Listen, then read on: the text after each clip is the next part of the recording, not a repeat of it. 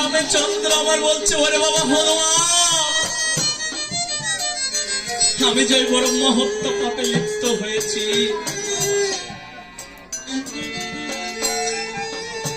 তাই বলছি কি তুমি এক্ষুনি চলে যাও। তুমি দ্রুত গিয়ে মেঘরাজ ভবন থেকে আমার জন্য অষ্টবন্ধের অশ্ব আনয়ন করো।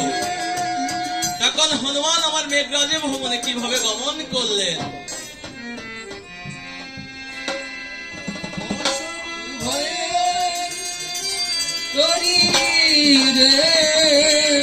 শ্রীরাম নামের ভুলে ভয়ে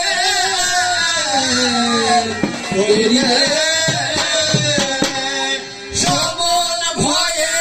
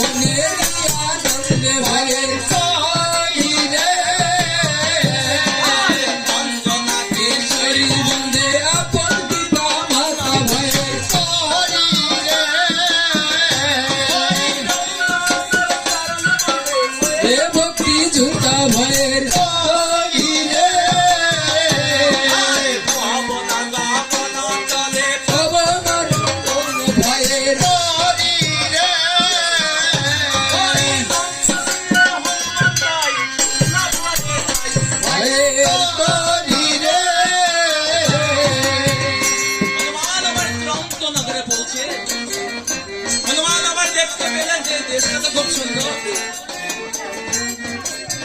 হনুমান মনে মনে ভাবছে, বাহ, এই দেশটা এত সুন্দর, এই দেশের মানুষের আচার আচরণ কেমন আমার তো জানা নেই।